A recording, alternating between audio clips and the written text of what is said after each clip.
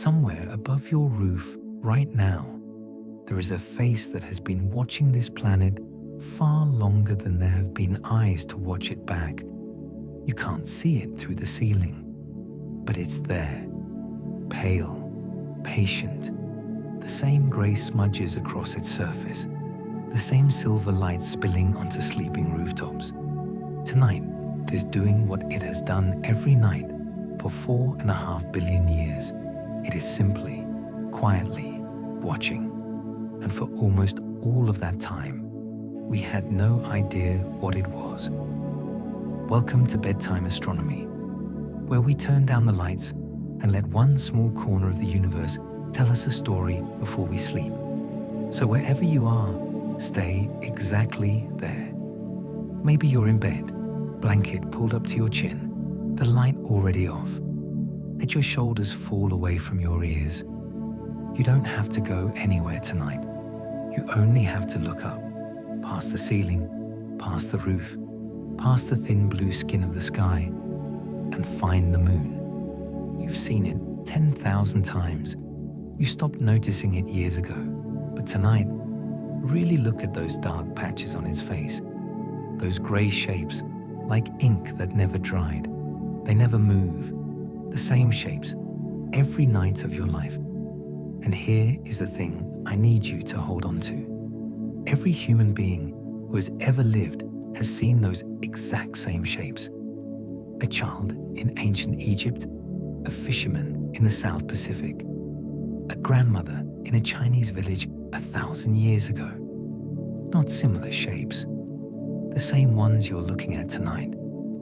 And nearly every one of them did the same thing with them.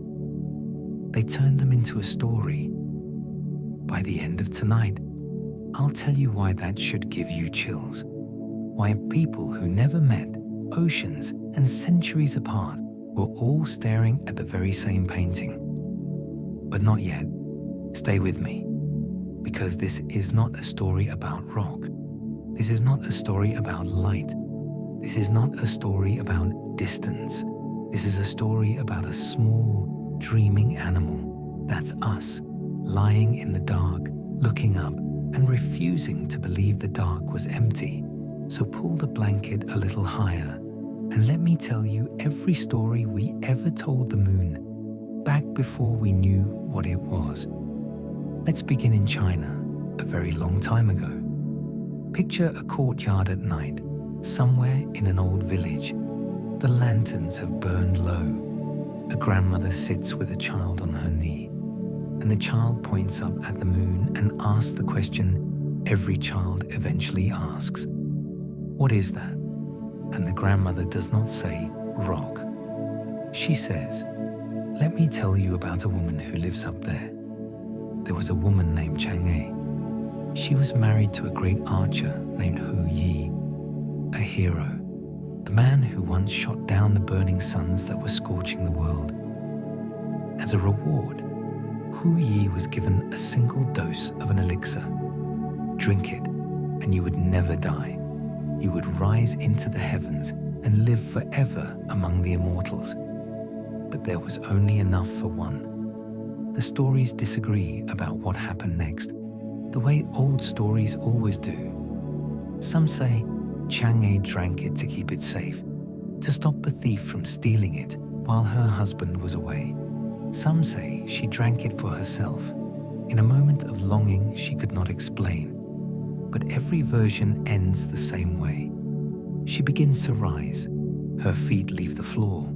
The roof of her house falls away beneath her, and the village, and the rivers, and the whole green curve of the earth, until she comes to rest in the one place high enough and quiet enough to hold someone who can never die again, the moon. And here is the part that the storytellers lingered on, the part that made people's eyes sting. She got exactly what the elixir promised. She would live forever, but she would live forever there, alone, looking down at the husband she loved, close enough to see him, far too far away to touch him. Immortality turned out to be the loneliest gift in the world. You can still find her if you want to. Look at the moon during the Mid-Autumn Festival, when families gather and eat little round cakes shaped like the full moon itself.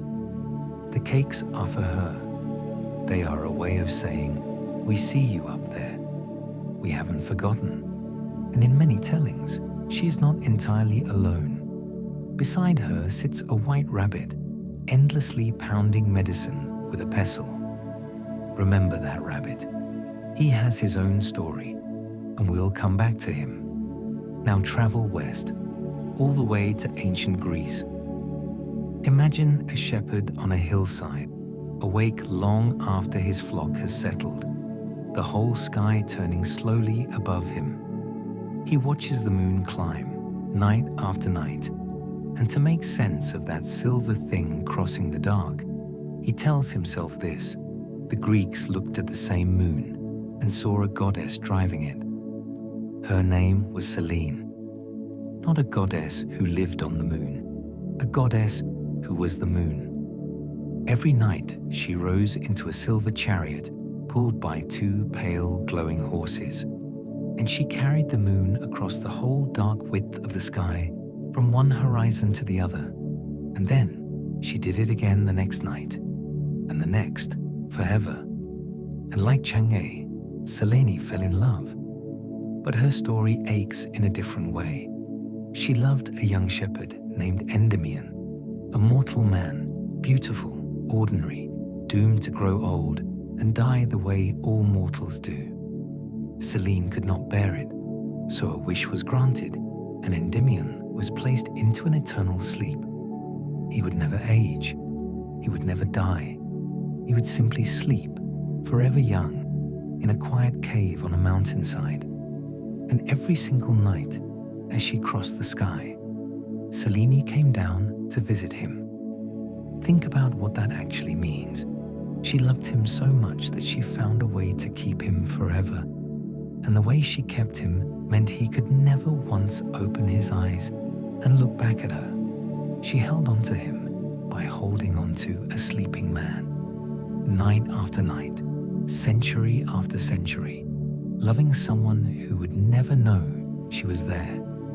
The Greeks understood something true about love and about the moon, that the most beautiful things in the sky are also somehow the most out of reach. Here's what most people miss about these old stories. We tend to think our ancestors made up myths because they were ignorant, because they didn't know any better. But listen to what they were actually doing. They looked at a cold, grey rock, and they filled it with longing, with love, with loss.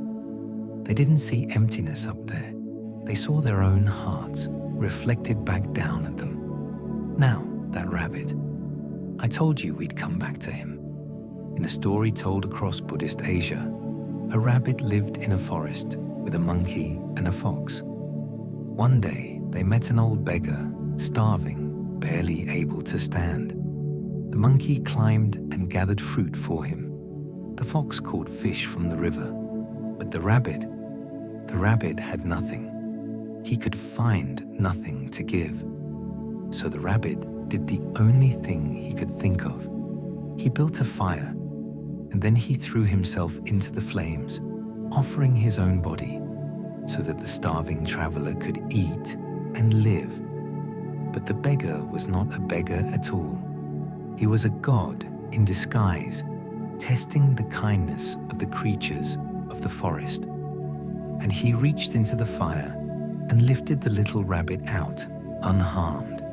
He was so moved by what the rabbit had been willing to give, everything, all of it, with nothing held back, that he carried the rabbit up to the moon. He pressed his image into its surface so that no one would ever forget. And this is the thing that should stop your breath. The next time the moon is full, look at it carefully. Many people across Asia have never seen a man in the moon at all. They see a rabbit, 2 long ears, a small crouched body, sometimes the pestle still in his paws. It's right there, in the same grey shapes A European might call a face, the same smudges, a completely different story, which brings us back to the question I planted at the very beginning. The same moon, the same shapes, wildly different dreams. Hold that thought just a little longer. Let's take a slow breath here, together, before we go on. Look at what we've already gathered tonight. A woman who floated to the moon and could never come home. A goddess in love with a sleeping man. A rabbit who gave everything he had. 3 cultures, 3 corners of the earth. People who never could have met, who spoke languages that share not a single word. And every one of them looked up at the same pale circle and felt the need to fill it with someone. If one of these has stirred something in you, a memory, a feeling, hold on to it. We'll come back to it before the end. Now settle back in, because the stories we've told so far have been tender ones. Love, sacrifice, longing. The moon was about to get darker.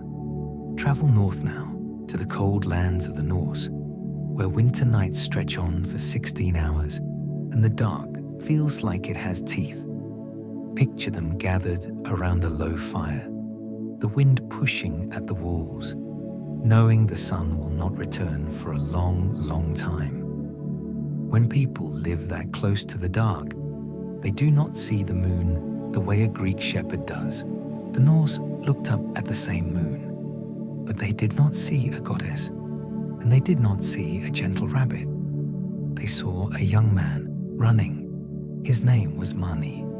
And to them, the moon was not a place. It was a person, fleeing across the sky, night after night, as fast as he could go, because something was chasing him. Behind Mani ran a wolf named Hati, a great sky wolf, jaws open, never tiring, never stopping, always just a little way behind. And the Norse believed that this was not a chase that would last forever. One day, they said, the wolf would close the gap. One day, Hati would catch the moon and swallow him whole. And on that day, the sky would go dark and the stars would fall and the world itself would end. They had a name for that day. They called it Ragnarok. Sit with how strange and beautiful that is.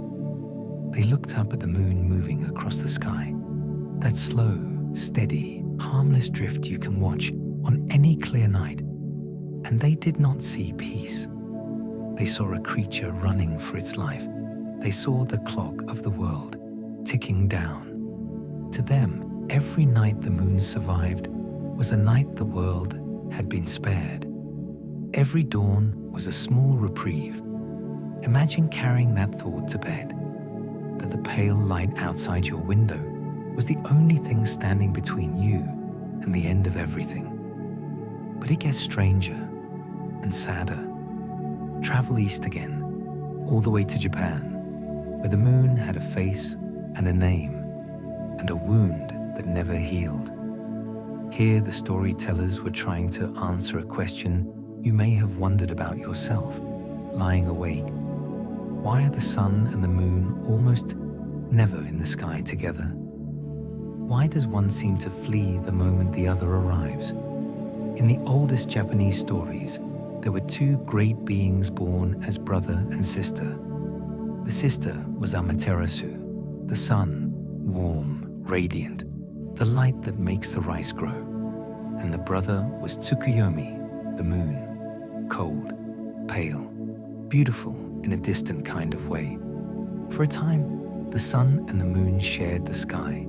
They were close, they moved together, and then something broke between them.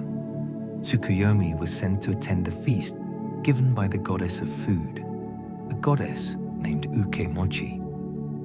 But the way she prepared that food horrified him. She pulled it from her own body, and to the cold and proper moon god, this was unbearable, an offense beyond forgiveness. So he killed her. He struck down the goddess of food, there at her own table. When Amaterasu learned what her brother had done, something in her went quiet and final. She told him she never wished to look upon his face again, and she turned away from him, the sun turning her back on the moon. And from that day to this one, the two of them have lived on opposite sides of the sky. When the sun rises, the moon flees. When the moon climbs, the sun is already gone. They are siblings who can never again be in the same room. And that, the old story says, is why you almost never see the sun and the moon together. Not because of orbits, not because of mathematics, because of grief, because of a quarrel between a brother and a sister that was never, ever mended. Stay with me, because there's one more, and this one I want you to feel.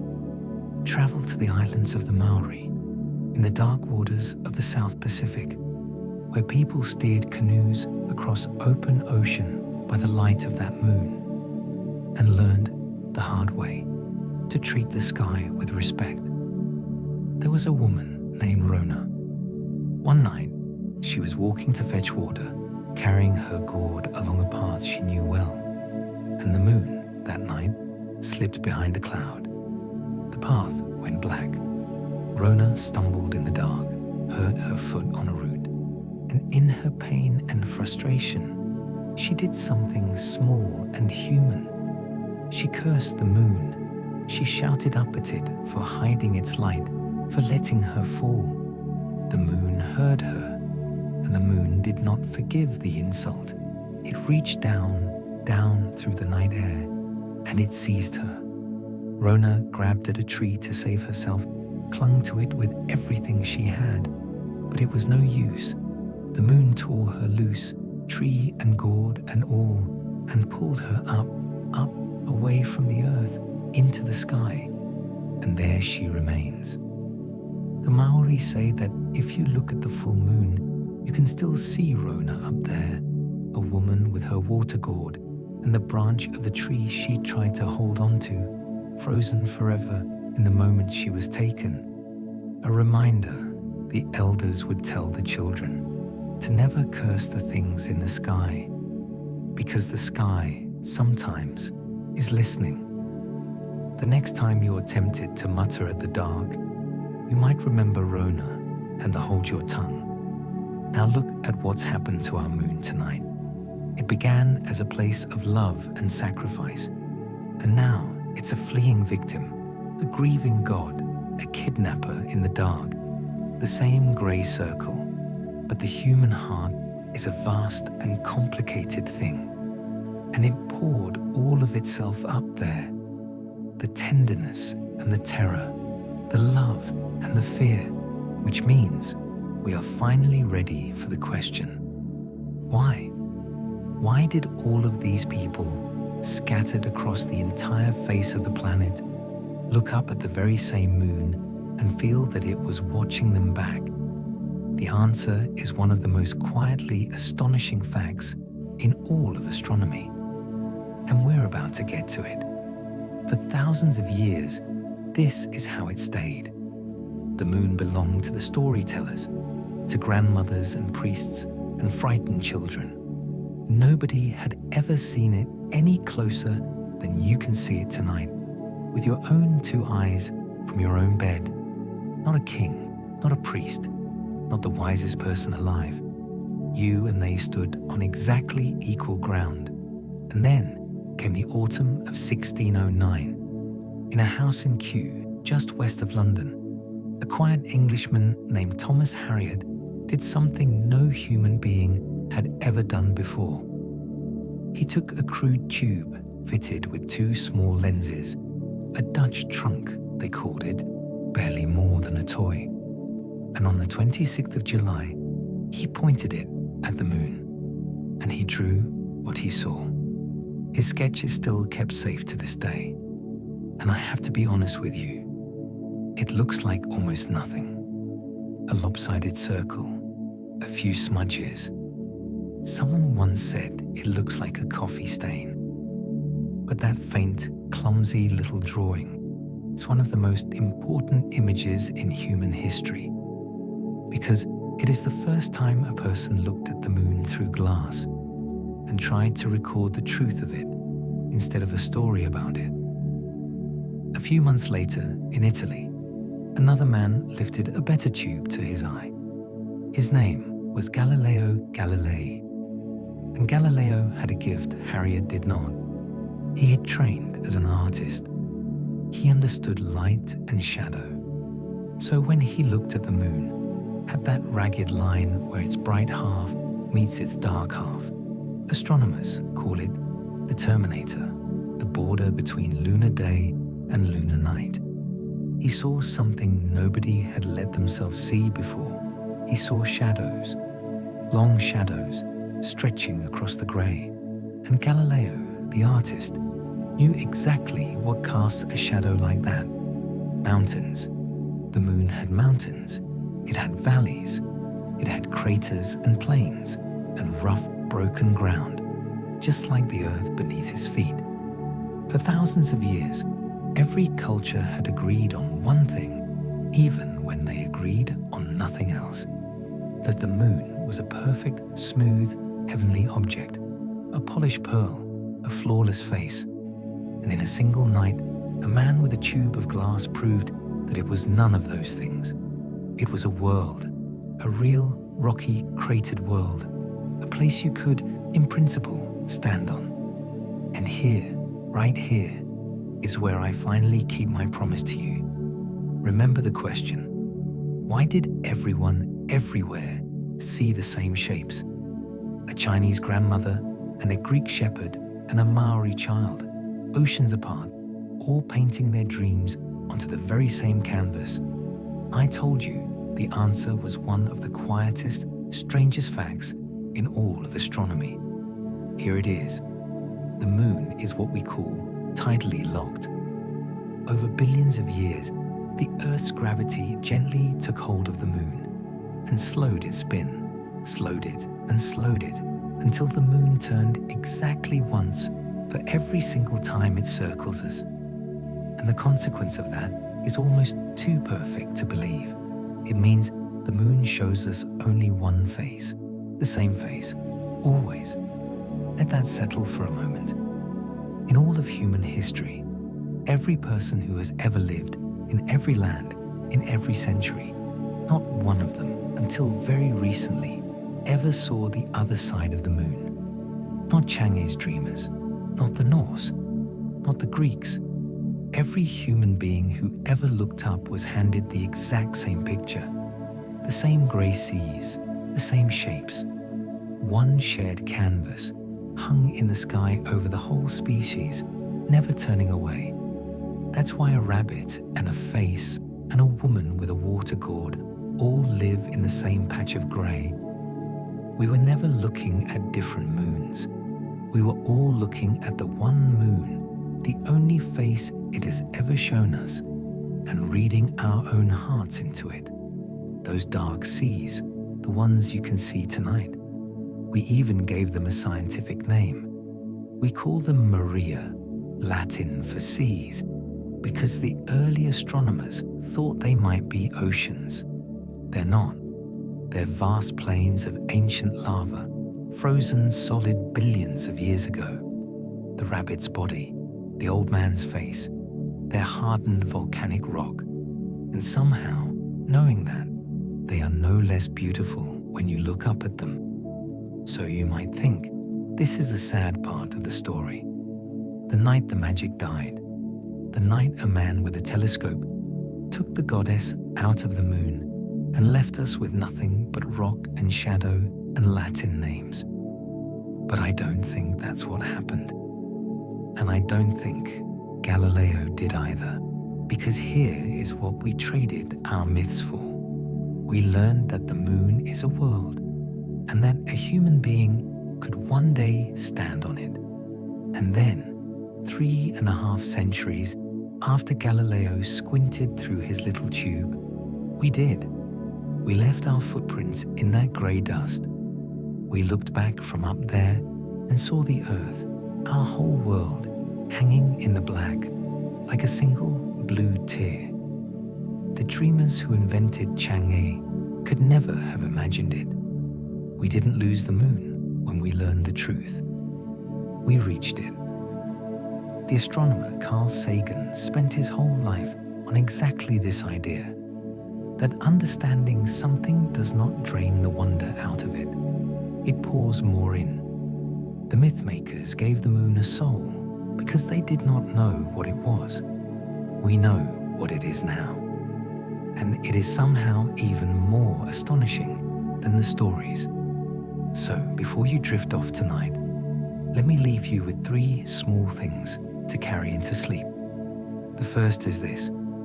Every human being who has ever lived looked up at the very same face of the moon. Not a similar one, the same one, the only one it has ever turned toward us. Across all the languages that have ever been spoken, across every border that has ever been drawn, we have all been gathered quietly under the same grey light. The second is this. Those old stories were never the work of foolish people. When your ancestors looked at the moon and saw a goddess, a rabbit, a fleeing brother, a stolen woman, they were doing the bravest thing a frightened creature can do in the dark. They were making the unknown feel like home. Every myth was a small act of courage, a way of saying, I do not understand you, but I will not be afraid of you. I will give you a name instead. And the third, the one I want you to fall asleep holding.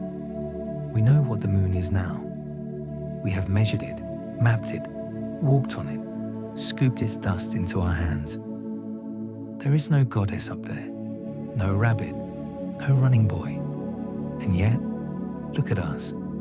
We still write songs about it. We still kiss beneath it.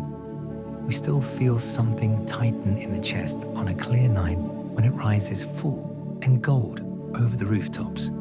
We know exactly what it is, and we still cannot stop telling it stories. That is not ignorance. That has never been ignorance. That is the most human thing about us.